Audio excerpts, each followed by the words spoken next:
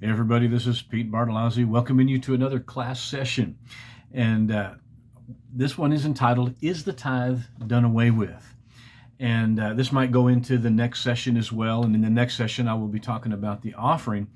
But I want to deal with this. And the reason I went through 4 sessions talking about the tithe, primarily looking at what may be considered the most popular verses on talking about the tithe in Malachi chapter 3.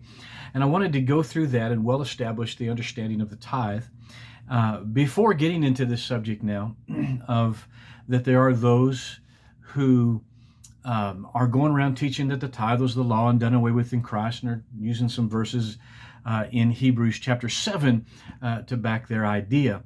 And I mentioned a little bit before in the beginning of the blessing of the tithe, that I would be getting to this point, and how people say, well, the tithe wasn't really mentioned except in Hebrews chapter 7, in the epistles of the New Testament, and using that as well. See, and it's not New Testament doctrine, but the bottom line is, there's musical instruments aren't mentioned at all in the New Testament. So does that mean, unlike the Old Testament where they use musical instruments, it talks about the musical instruments, that it's no longer for us today, as one particular denomination does believe? But the bottom line is, it wasn't an issue that they had to deal with. It wasn't,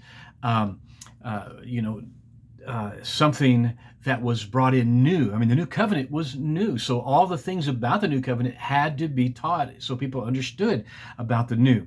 But there are some things that are still the same, such as having worshiping, praising and worshiping God, and the use of musical instruments in doing so. And same with the tithe. The tithe was not so much an issue, and Paul talked about giving, and we'll take a look at that as we get into the offering as well.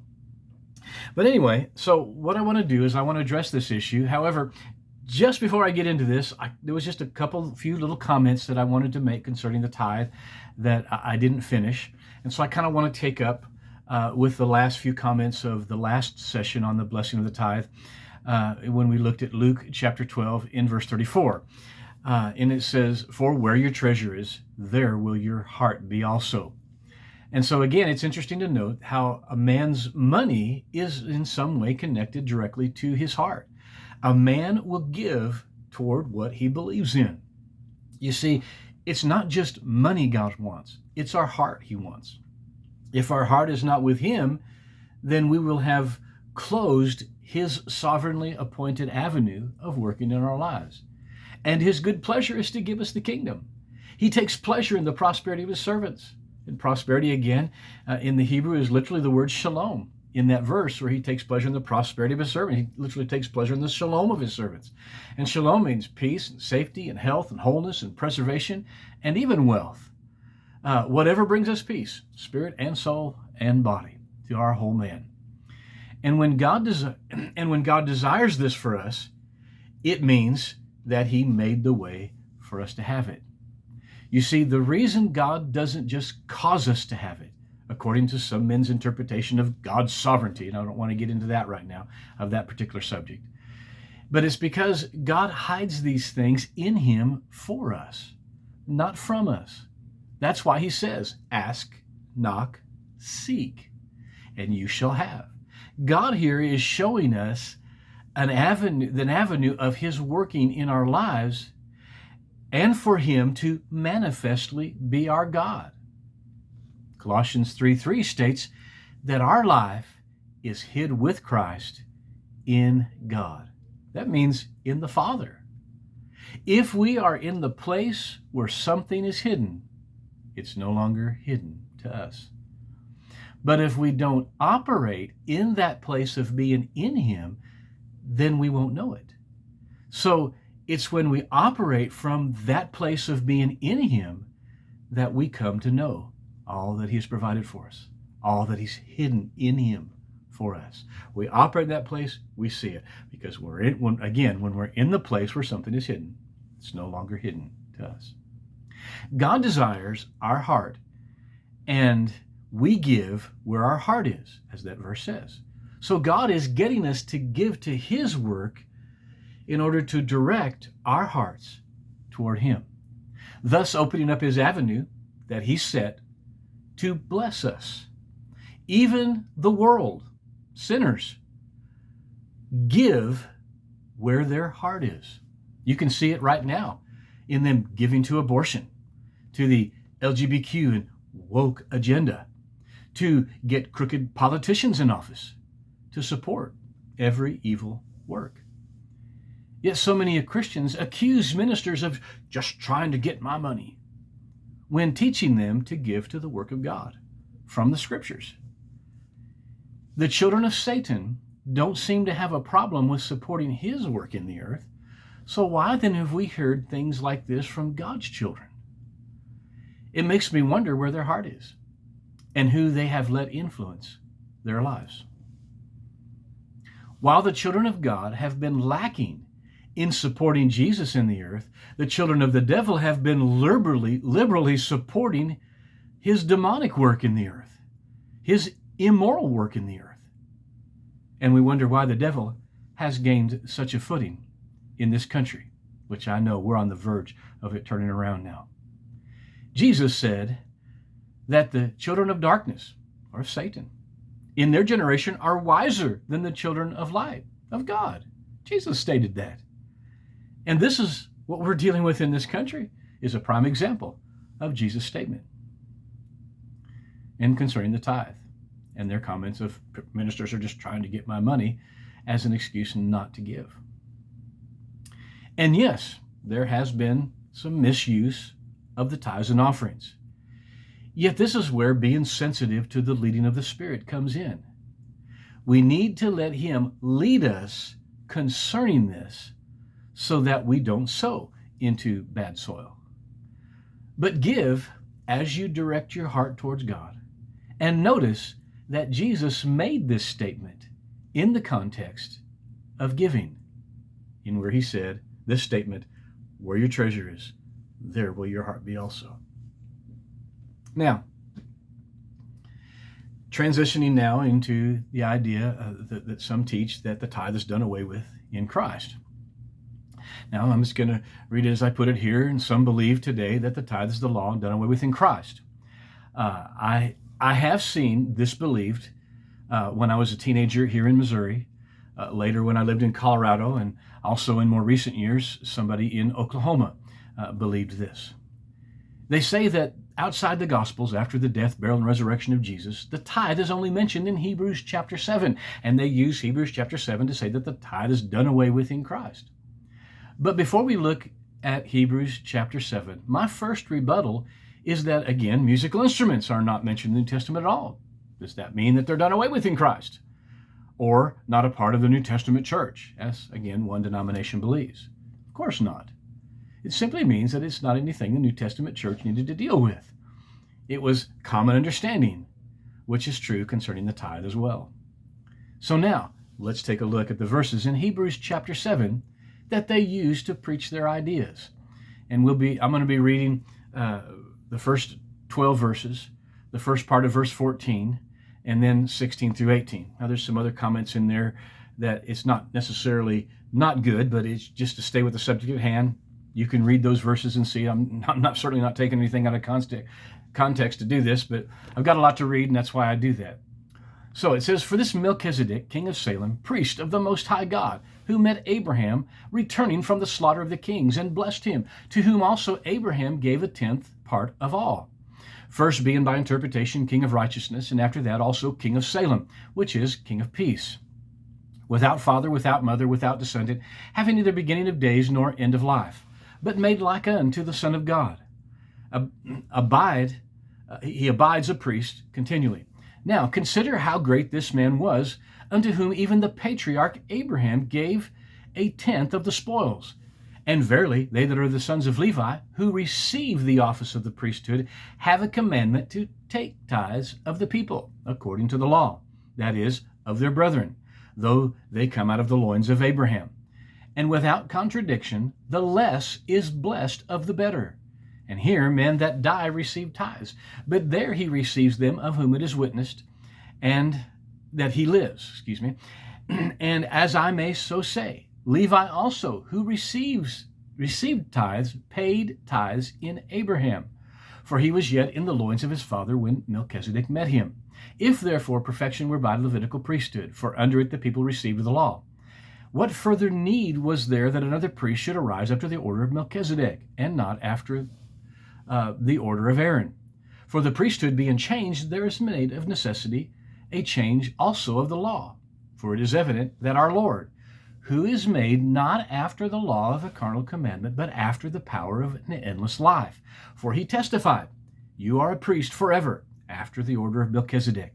For there is verily a disannulling of the commandment, going before the weakness and unprofitableness thereof. Now, those who preach error show that this begins with talking about the tithe. And then they quote the latter verses that say, There is made of necessity a change also of the law, and the phrase, For there is verily a disannulling of the commandment, going before the weakness and unprofitableness thereof. Then they conclude with the belief that this is showing us that the tithe is the commandment or the law, and therefore they believe that the tithe is what was changed and disannulled, therefore concluding that the tithe was done away with in Christ. However, let's start in verse 1 and see the progression of these verses here in Hebrews chapter 7. Verse 1 begins with the story of Abraham returning from the slaughter of kings, in reference to when several kings joined and fought against the king of Sodom and the kings that stood with him. The king of Sodom, being overcome, could no longer protect Abraham's nephew Lot, who was then taken captive as well. This is why Abraham went out to battle and slaughtered the kings, and God was with him. You can find the story in Genesis chapter 14. In returning from the slaughter of the kings, Abraham was met by Melchizedek. Why? God obviously sent Melchizedek to meet him and to bless Abraham, because Melchizedek stood in the priesthood of the Most High God. You see, through Melchizedek, God established in the earth the priesthood of the Most High God, establishing it in the earth for the purpose of Jesus eventually stepping into it himself. Melchizedek, by God's design, was a eunuch. There was to be no descendants by him to step into that high priesthood, but after him it was to remain vacant until Christ. That's why there was a temporary priesthood set up in Levi after the order of Aaron under the temporary covenant, the law, to bring us to Christ. Now, even though this is not the heart of the subject here, let's quickly take a look at verse 3, where it says that he was without father and without mother. James Strong brings out the idea that these Greek words here are in reference to not having record of his father and mother. Now, this was important to the Jews, as they always kept good records of their genealogies. He had to be born, Melchizedek had to be born to be a man, just as Jesus did, which verse 4 says that Melchizedek was a man. Melchizedek wasn't the Son of God, as I've heard one preach, because it says that he was made like unto the Son of God, which means that he wasn't actually the Son of God. Since he was chosen by God to establish in the earth the priesthood of the Most High God for the purpose of establishing it here for Jesus, it's obvious then why he was made like unto the Son of God. Having neither beginning of days nor end of life speaks of the fact that they had no record of when he was born, nor when he had died, because he was made like unto the Son of God. After verse 4, it speaks of the humanity of Melchizedek. It goes on to say that to him Abraham gave a tenth part of all. Now, those who preached that the tithe was the law told me, at least one who preached that the tithe was of the law, told me that Abraham tithed off the king of Sodom's possessions, not his own. Because Genesis 14:23, Abraham said, I will not take anything that is yours. Abraham was the rightful possessor of the spoils of war. If he wasn't, then he could not have allowed his men to take a portion for reward, which he did do, let alone the giving of the tithe, but only denied it to himself. The reason that Abraham said that the spoils of war belonged to the king of Sodom, or at least what was left of him after his men took their portion and Abraham gave a tithe to Melchizedek off, the reason he obviously said they belonged to the king of Sodom, because God instructed him not to take of the spoils, because the king of Sodom would then say he made Abraham rich, which is why Abraham declared that in the very same verse. So Abraham gave a tenth part of all in what he rightfully possessed. Then by God's instruction, he gave the rest back to the king of Sodom, considering it already his, when he said, I will not take anything that is yours. There was one who suggested that he tithed off the king of Sodom's things to teach the king of Sodom to give to God.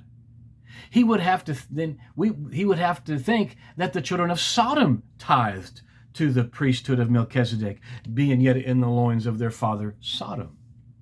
Well, but when the verses actually say that Levi tithed to the priesthood of Melchizedek, being yet in the loins of their father Abraham. So it was Abraham who was tithing, not Abraham helping the king of Sodom to tithe. Since it was Abraham tithing, then the spoils of war were actually his possession, so that the children of his loins benefited from his actions, not the children of Sodom. And the Bible is very clear of the direction of Sodom. Now, note that Abraham gave the tithe to Melchizedek without having the law and without having a Bible to instruct him. So how did he know to give the tithe? God obviously instructed him to do it. You see, for Abraham to follow God, he had to choose to do so. That is, he had to choose what is of God. He had to choose life. For Abraham to choose what is of God, God had to instruct him as to what was of him. Here, God instructed him concerning the tithe without the law. Therefore, the tithe, being not of the law, was God instructed Abraham what was of him so that Abraham could choose it. The bottom line, folks, is that the tithe is a choose life principle. And choose life is to choose blessing. It wasn't till over 400 years later that the tithe was brought under the law. The tithe was not established under the law. It was established before the law. So even though it was brought under the law, it was not the law itself. It is a follow God, choose life principle. Now, Abraham didn't tithe until he was met by Melchizedek. God didn't instruct him to tithe until Melchizedek. You see, there was no one to bring the tithe to until Melchizedek. That is, until he was met by one who stood in the priesthood of the Most High God. After Melchizedek, they didn't tithe, except Jacob in Genesis 28:22, which his tithe was just offered as a sacrifice to God. But they didn't tithe until the temporary priesthood was set up in Levi under the Mosaic covenant. What I want to bring out here is this thought, that the tithe is not only in the tenth, but that it goes to the priesthood of the Most High God.